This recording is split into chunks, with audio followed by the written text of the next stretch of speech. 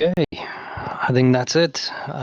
We'll give everyone another 60 seconds or so, just in case there's a few people joining. But I'll do the greetings along and maybe some introductions. So, morning everyone. Thank you for joining the webinar today, the Pentesting webinar. My name is Hilton. I'm the head of SecOps at BUI.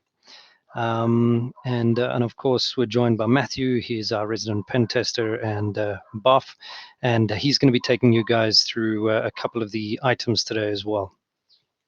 Let's just give everyone another 60 seconds or so, and we'll continue through.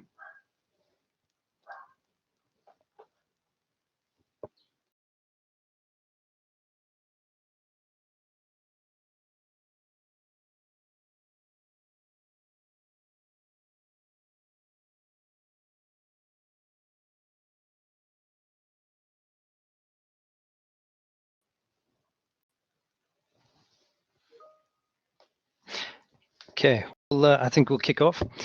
Again, thank you, morning, and welcome. So what we're going to be going through today, I'm briefly going to take you through an introduction to SecOps, BUI SecOps, and the CyberSOC, and I'll briefly introduce some of our service offerings to you. So namely the penetration testing, we've got NetProtect, which is our vulnerability assessment suite, managed CyberSOC solutions, which you guys may have seen a webinar on before, and our security and compliance assessment area that we also focus in. So, I mean, a couple of the other things before we change across. Obviously, the main discussion point today is, what is penetration testing? Why is it important? So that's the goal of the testing. If we look at the types of testing, we're going to introduce you to a couple of choices of penetration testing. We're then going to take you into attack methods, which is the actual demonstration. We're going to do a live demonstration, black box demonstration. And then, of course, we're going to talk quickly around the things that every penetration test should have, or any penetration test report should have in it. And that's normally your security recommendations. That's the so what after the assessment and why it's important. Remember, please, you can drop questions in the chat window at any point in time. So if we go on to the next slide. This is a very nice infographic that has been built for us.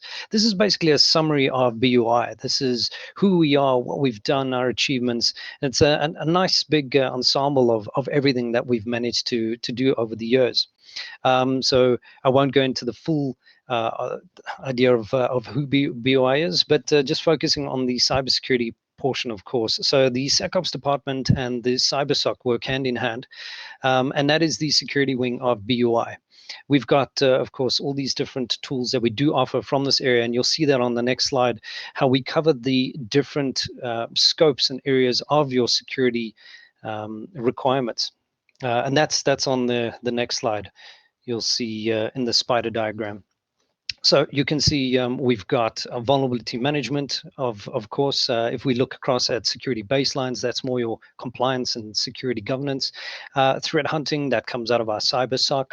And of course, on the other side, you can see the detection incident response. Again, that's a feature of the CyberSOC. So the products that we focus on, because we've got multi-talented skills in the SOC, both red team and blue team, which allows us to give this unique perspective from both sides. So the red teams are obviously the guys who try and break into things. You'll meet Matthew in a moment. And the blue teams are the guys who try and stop them.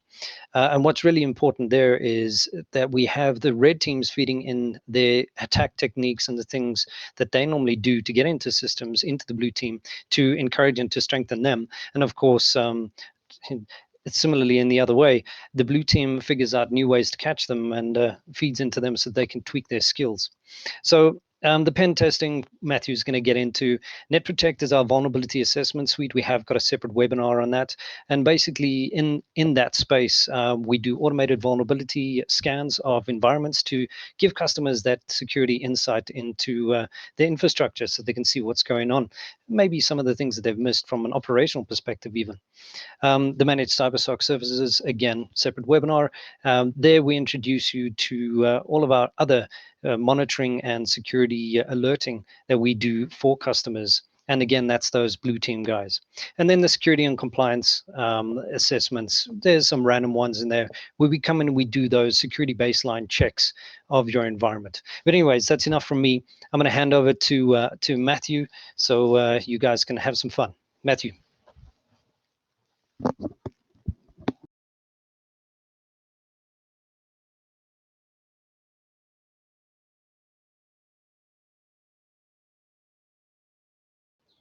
So Matthew, we can't seem to hear you.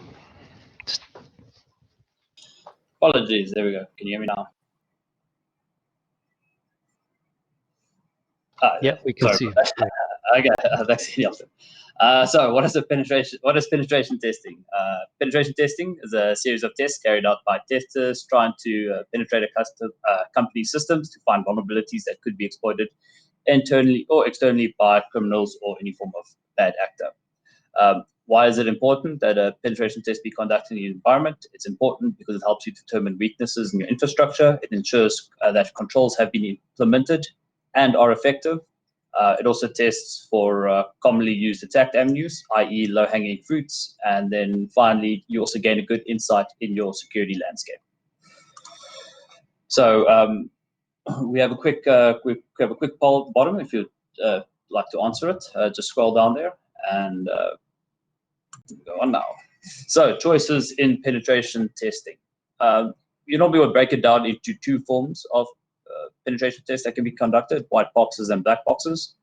Black box penetration test, which is the one we'll do in this live demo, gives you little to no information over the client you're going to be testing, and it normally forms closely or simulates very closely to a real attack.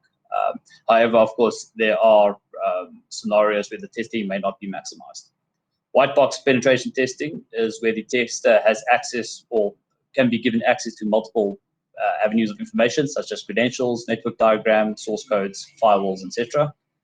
This enables a much more broader and detailed investigation and normally produces a much more comprehensive report. With black and white box, you also get your internal and external testing. Your internal testing helps gauge what an attacker could achieve while with initial access to your network. An internal network penetration test normally mirrors an insider threat, such as an employee intentionally or unintentionally performing malicious actions. And finally, you get your external testing, which is designed to test the effectiveness of the parameter of security controls to prevent and detect attacks, such as well as identifying weaknesses in your internet-facing assets, such as webmail, FTP servers, RDP, any of that stuff. Okay, we're going to shift over now to our live demo. This live demo will take an approach of a black box penetration test. All the current information we know about this company we're going to be testing is that they are Rosinante couriers and that they apparently have an Azure tenant with the following domain. Please note the disclaimer: usage of any of the tools that will be shown now for attacking targets without prior or mutual consent is illegal. I am now going to share my screen. Just give me a moment.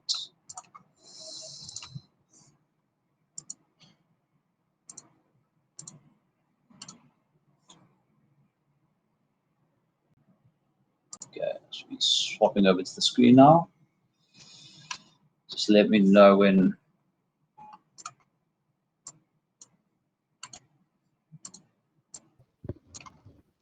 you can see it. Can't see it yet. You might have to just reshare it for us. Let's try again.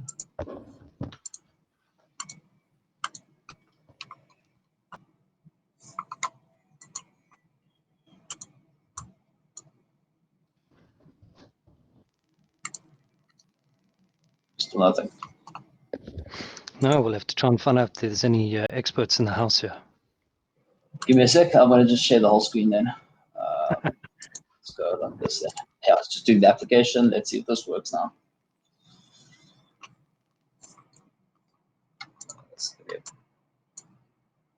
Live demos.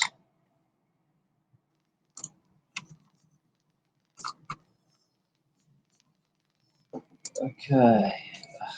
Give me a sec. There we go. There we go. You see it now? We're in. Okay. Cool. I think I'm sharing my whole screen, so I'm just going to keep that in mind now. Okay. Yeah, I think everyone can see it now. Just okay. Cool. Yeah, it's perfect. We can see you. Okay. So I am now on my Windows machine, which I will use to conduct an initial enumeration on our client. So the company name is Roger Ante Couriers, and apparently they have an Azure AD, or they have an Azure AD tenant with the following as rogerante.onmicrosoft.com. So one of the first things you always want to do is you always want to just confirm. So we're going to confirm that this actual domain is an Azure tenant. So just to do that, we're going to open up the browser and we're going to paste this pretty cool command here. So what this does is log in microsoft.online.com, get user realm, login, and then we can see here username, and we can see now the domain of the client we're currently conducting a test on, which is rogerante.onmicrosoft. So if we click enter here, we get an output here, XML format, and the important part about this output is the where it says managed. So namespace type equals managed, and this confirms to us that that they do have an Azure AD. Just to show you what it looks like when you look at something that doesn't have one, if we just take out the E and we do a search, we see here that the namespace type is unknown. Namespace type unknown tells you that they don't have Interrupt. Can you try and reshare just that window again? It looks like the resolution is a little bit bad. We actually can't read what's on the screen. Okay, give me a sec. It's a little.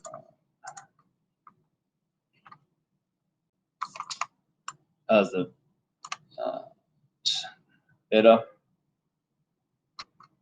Blurry, but a little bit better. Okay. Okay. Demo card's not with us.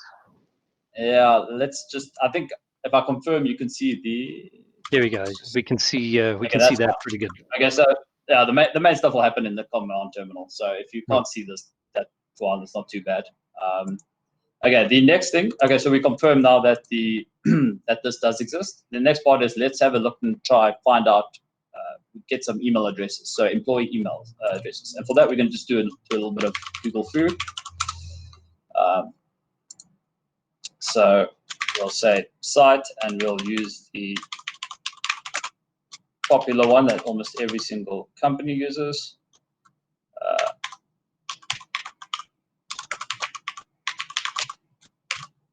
And let's just see if we can output. There we go. So basically, if you can see the top part here, so actually just drop it down a bit. So what I'm doing here in Google is I'm saying site linkedin.com. So that's going to only look for Google anything with linkedin.com in it. And we are looking for the term at Roger Ante Couriers. So why you say at Roger Ante Couriers? Because in LinkedIn, most cases you have company name is a CEO at company A or an engineer at company B. And we can see here as well. So we can see James Holden as a captain at Roger Ante Couriers. Same thing with the pilot and the chief engineer. Another cool thing you can do is if we're looking only at South Africa, you can actually then just add ZA. And if we search just ZA, we can get the James Holden one. So just off the bat, we can already start gathering some information on potential employees here. And because we know the formatting of the email is at rogerante.onmicrosoft, we can now start gathering information on potential email addresses. So if I stop over here, so we'll start with an easy one. And this is now where the guesswork comes in, because we're going off of the fact that it's first name at company email as our first attempt. And we'll do Amos at company email. The next one is another very common one, which is first name dot last name at company email. So we'll go.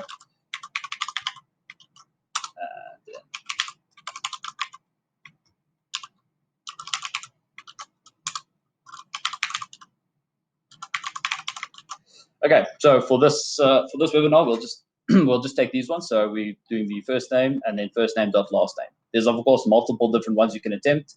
Most cases you would find one company email, and from there you can work out what the formatting is. And we're just going to say this as potential emails. Okay, now that we have a list of potential email addresses, we need to now verify if any of these actually do exist or validate them. So now we're going to get over to the fun bit. So let me just close this window here. Okay, so this webinar, we're going to use we're going to use 2 PowerShell modules, and we're going to use 1 Python script.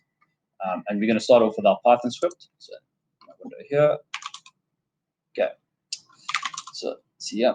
Okay, so the Python script we're using is going to be called O365 Creeper, and if we execute it with the help command, it can give you a nice little description of what it does.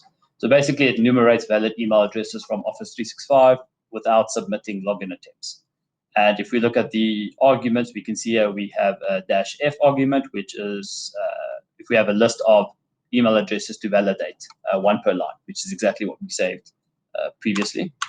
So if we just execute this command, -f, and then our potential emails.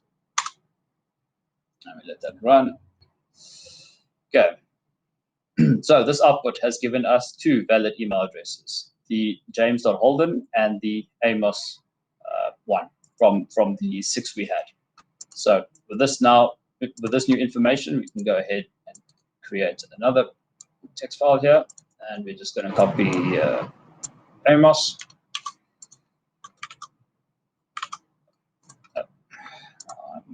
My text file here, and we copy the James Holden one.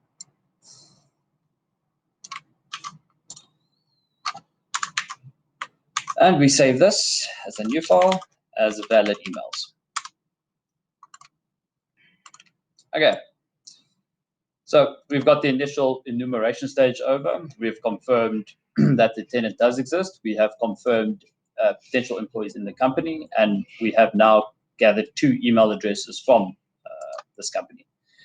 The next part now will be to attempt to gain access to the tenant. One of the most common ways is, of course, weak passwords. So we're going to use now the PowerShell module, which is called Mail Sniper. And of course, because it's a user icons. Will you just move your screen up for us a little bit? Okay, let's try like that. There we go. Seems like the layout's at the bottom. Yeah, there we go. If you can change the layout on yours, please just pop it to the side. I'm not going to fiddle around with the presentation thing. I don't know how the webinar thing looks. Okay, I think everyone can see it now. Perfect, thanks. Okay, so from the output, we can see here invalid, invalid, valid, invalid, invalid. So we can see where Amos and James are the 2 valid emails. We're gonna now import a PowerShell module, the Mail Sniper one. Of course, to do this, we need to hop over to PowerShell. So let's jump over to PowerShell. And if we just list here, we can see there's Mail Sniper. So we go import module, and we say Mail Sniper. There we go. Our module's imported. That allows us now to execute our password spray, or invoking our password spraying command, which is password spray -ews. And then just get it out here. The command here is execute host name, which is going to be outlook.office365.com. And then our next one is user list. We have our valid emails. And then finally, we're going to add a password. Please note that this particular tool can very quickly lock out any accounts you do attempt to do this on. And in most cases, you'll just attempt 1 or 2 passwords with a large list of accounts, so 1 or 2 weak passwords. So the first weak password, which is surprisingly and quite scarily very common, is basically password. So we execute this command now. You can see what's running here on the side. And just wanted to check for another poll question is regarding emails, and that is if anybody here actually knows how many of their company emails are currently sitting in breach databases. Because a very common attack vector is to go into a breach database and look for emails from, i.e. your company, and attempting that or variations of that password that was in that breach database. So we can see with our first attempt that was not successful. We did not get any credentials. So let's try another very common one, which is, spell this right, which is actually trying out the company name and then the year we're currently at, so 2020. So if we now execute the command and see if we get any output here.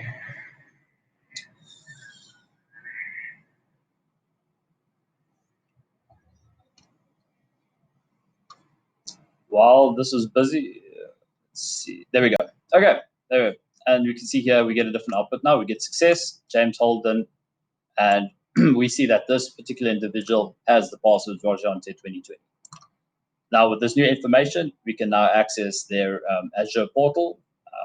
And to do that, we're going to use the other cool module we have here, which is called Azure. Azure free module you can also get. It basically assists in conducting audits in Azure environment. So to do that, the first thing we actually have to do is we have to connect with our account. So let's go and connect with our Azure account. There, and I believe that is kind of the standard approach that a lot of people take, as they pick maybe a company name, they pick a date or something like that. So it looks like you're quite fortunate on that one. And I wonder how many people watching this are kind of panicking a little bit, going, I know of a few of those default passwords that are in my environment. We see it all the time. Yeah, and I've had before where we've done audits on clients, and one of the big factors is with VPN. So you have your VPN network there, and one or two users, there's no MFA in place, and one or two users have very weak passwords, and you are able to then get onto the internal network with that weak password. And from there, you can, of course, then conduct lateral movement or attempt to escalate your privileges. So for this webinar now, we have managed to, so with connect.az account, we can see we've managed to successfully now connect to the Azure tenant. Now the next part will be to import the Azure module. And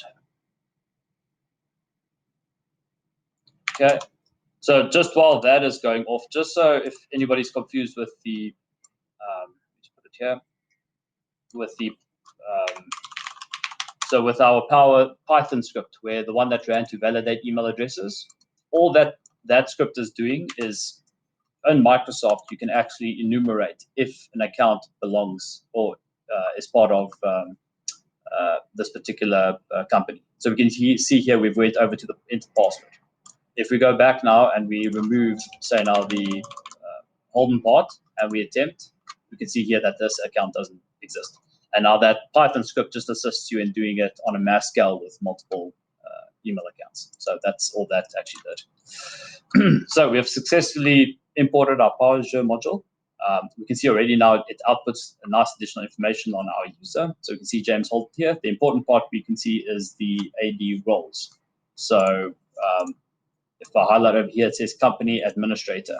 What makes that very important is that that's an AD role, and that actually means we have global administrator on the tenant. So here is a multitude of failures, weak password, and then of course this user that has a weak password also happens to have global administrator on this tenant. So the next thing we want to do is we want to actually list the modules that Azure can give us. So Azure has quite a few lists of functions. We have information gathering functions and we have operational functions. I mean, you can go over it yourself. We'll give the information on all the tools used at the end of this webinar. But for this one, we'll go over and say get the Azure user. So if you want get Azure user and we say -all, this should list all the users in the tenant. And there we go. So we get a nice little output. I believe there are 5 users in this tenant. We have Alex, Amos, which we did find as a valid user. We have then UI webinar. We have James Holden, which is the user we're currently compromised. And then we have Naomi. The things to take note of is that there are two global admins here. Our James Holden admin user, and then of course our our VUR webinar one. So in the context of this tenant, because if we look at view our webinar, it says hotmail.com, which means it's a Hotmail, it's view our webinar at hotmail.com. And that kind of tells us that this is probably the account that created the tenant. Okay, the next one we want to look at, and the very cool one here, is the create Azure backdoor. So the cool thing about this one is it doesn't actually create a user account, it creates a service principal account. What makes this cool is it's much more difficult for somebody to find a service principal account that stands out. In a proper company tenant, there are multiple different service accounts. They come with the user IDs, which are long, complex IDs, and a lot of those service principal accounts are actually related to Microsoft. So what this is going to do is this is actually going to create us. This is going to create a service principal account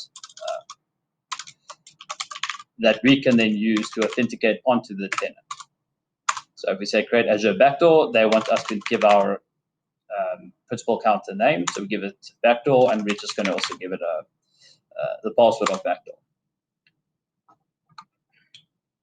Okay, it's been created. The error message here is on this particular module I have. It's meant to actually then give it the role, assign it the role of global administrator as well. That's what the idea for DDA is. In this particular webinar, that's not going to be the case because people know what the password is. So, and I don't want anybody hopping on and playing around. So this actual service principal account has no privileges. So you'll be able to authenticate onto the tenant, but you won't be able to do anything with the account. And then just to confirm that this account actually exists, we're going to run another one, Azure AD application. If we hit enter here, we can see that we get one output. The display name is backdoor, and here's our app ID. And this is the important value. This is actually what you'll use if you want to authenticate this account, the app ID. So just to show you that it actually exists, we're going to disconnect from our James Holden account, and we are now going to attempt to authenticate with our sorry. This looks amazing. So we are running a few minutes late, guys. Hope you don't mind. We're going to run a little bit over. It is 27 past, but I think Matthew's still got some interesting stuff to show you. Yeah, almost done here. So you basically went through reconnaissance. Credential. Okay, so I paste out the ID and our password, as you all are aware of, is actually just backdoor. We hit enter on here. Okay, then we're going to run our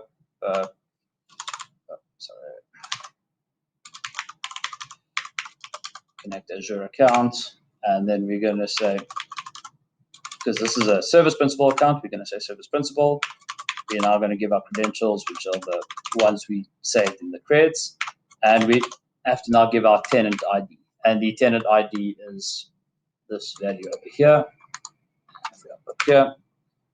So hopefully this works. There we go. Okay, so I was successfully now authenticated onto the tenant with our backdoor account. And from there on, you can give it additional permissions if you want. Now, even if the user changes the James Holden account, if they're not aware about this additional service principal account that has been added, you can come back at a later stage and authenticate back onto the tenant with this particular account. Okay, finally, we're going to do the last cool one, and we're going to go back and use Mail Sniper again, the module.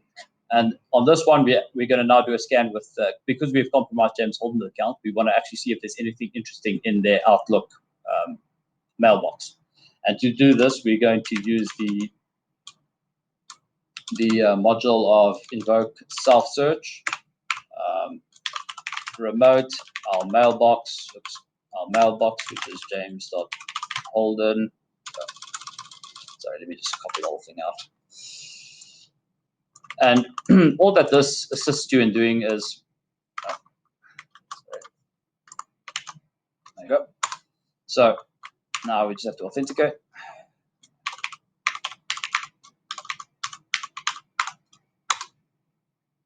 There we go. So all that this particular module does is we are looking inside James Holden's mailbox, and we are looking for any potential keywords. By default, the keywords in place are creds, credentials, and password. So if any of those words are found in any emails in James Holden's Outlook account, it will pop up here. This assists you as well in when you're dealing with large amount, in a proper company environment. I mean, that you anywhere from over 100 emails a week. And this assists the malicious user in very quickly finding an interesting email that might have been sent. And as you can see here, it searches for terms, password, creates some credentials. You can also customize the terms to anything you want. And we can see here that Alex sent our compromised user James an email with the subject server changes. So let's just quickly hop over onto fist.com just to show how that look.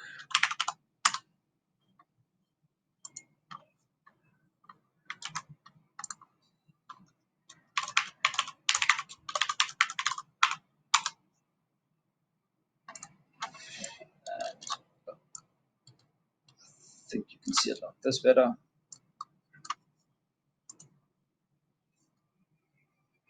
Okay, and what do you know? Here we have an email that says server changes, which is exactly what we saw in the output there. If we click on this email,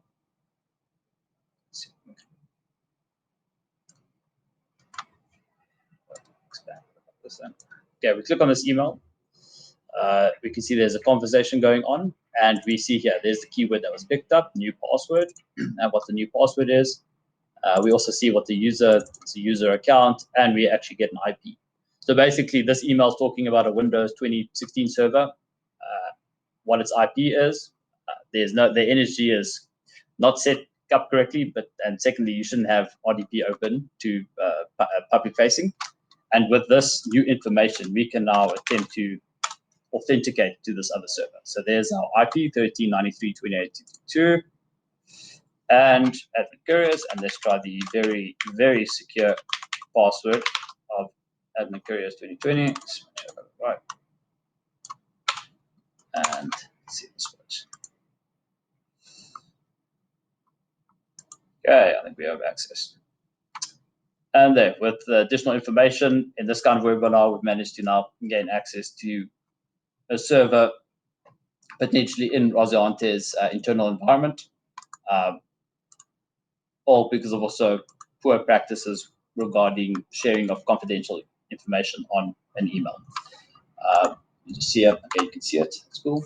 So one of the first things you normally do when you're on a new device is you actually have a look and see what your permissions are. So if we just run this quick command here and get a little output, and what do we see here? We're local group membership and we're administrator. That means we're local administrator on this device. The next thing we're going to do is we're just going to run this little cool tool here. The next thing we actually do is then we have a look and see what our IP config is. Why you want to do this is so you can get an idea of what potential subnet you're on. So we see here our internal IP is 10.0.0.4. So one of the first things you want to do is you want to see, okay, what else is on this /24 subnet? So 10.0.0.0/24.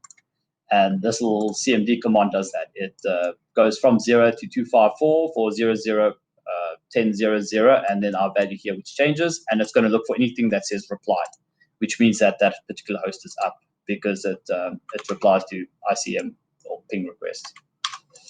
And if we can just paste it here, run this, and we get two outputs.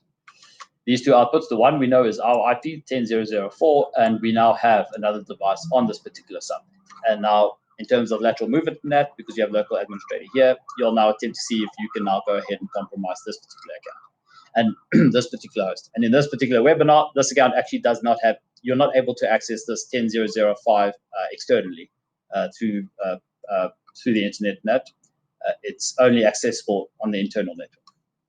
And this is normally the attack vector that from here on out, how either ransomware occurs or all that stuff.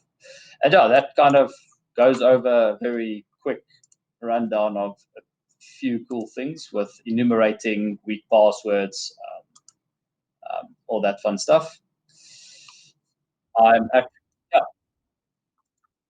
Enumeration, and then obviously compromising different accounts and hosts. That's pretty scary. That took you a whole 20 minutes. Yeah, and that's it for this one. I'm going to stop sharing and get back to the slides. Yeah, the slides are up on the screen.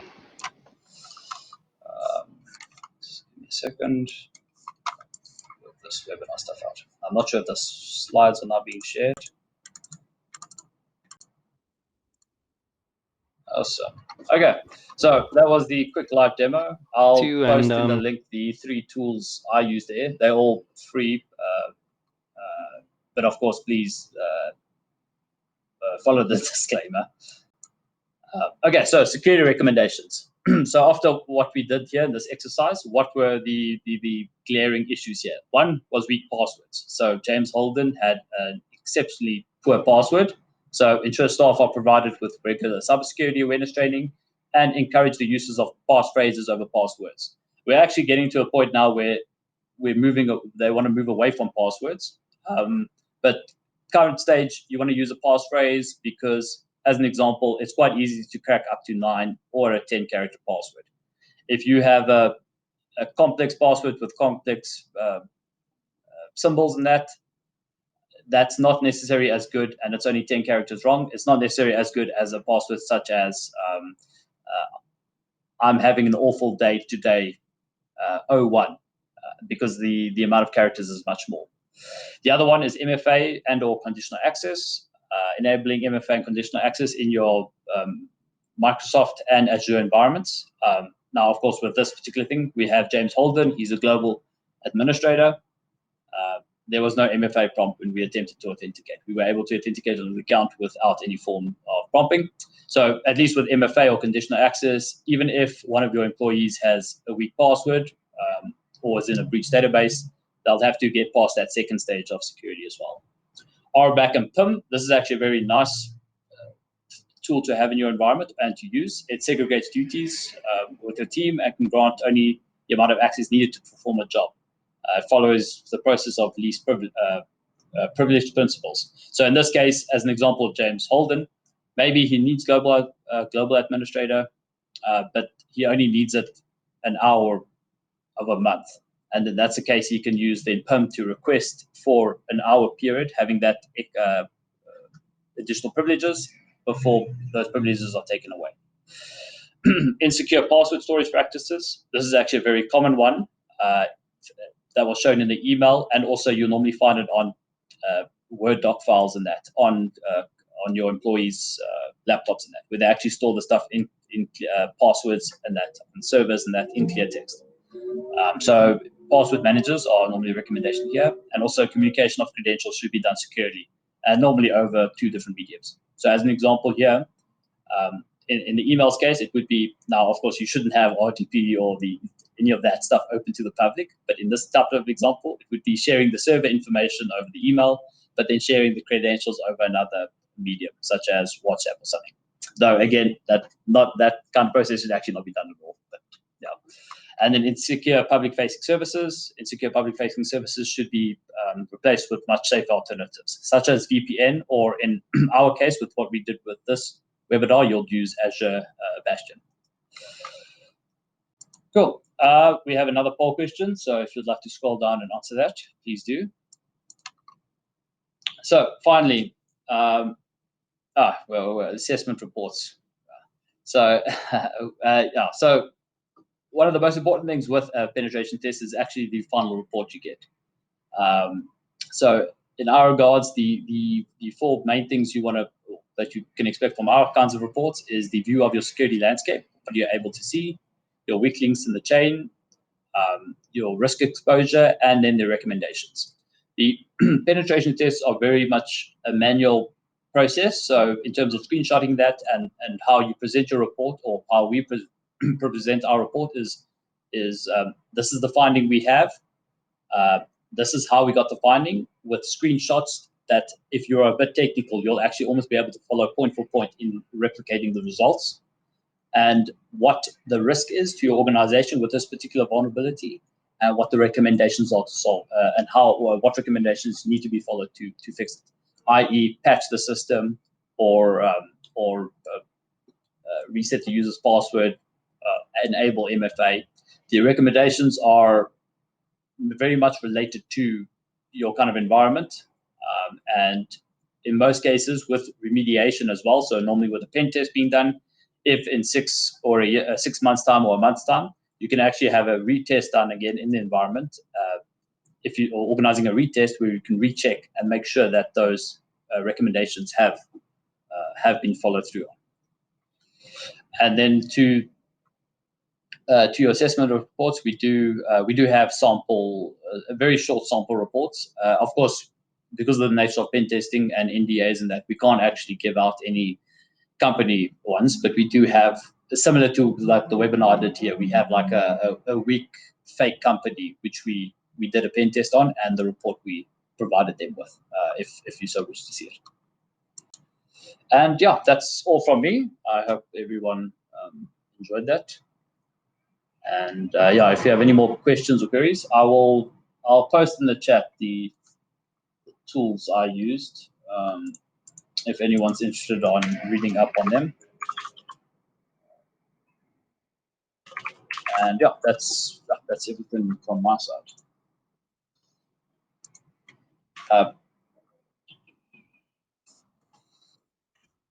Yeah, thank you everyone for joining us. I hope you found that informative. And yeah, if you'd like to discover more about some of our security offerings, reach out to BUI. You guys are more than welcome to drop us a mail at sales@BUI as well, and they'll put you in touch with one of us. And yeah, we hope you learned something interesting today. And of course, just be safe out there. October is Cybersecurity Awareness Month. So that's obviously part of why we did this. So stay safe out there, use strong passwords, try and get MFA enabled, and try keep safe from all the bad guys. But thank you again for joining us. If there's any questions, please feel free to drop it in the chat. We'll hang around for a few minutes and we'll answer them. Thank you. Have a good day further. Thanks a lot. I shared all the the one Python script and the 2 PowerShell modules we used in this particular webinar. Of course, use them with discretion and that. And yeah, I mean, this is only one example. There are lots of other awesome tools that you can use. And yeah, if you have any more questions or queries, please feel free to ask. And yeah, otherwise, have a good weekend, everyone. Cheers.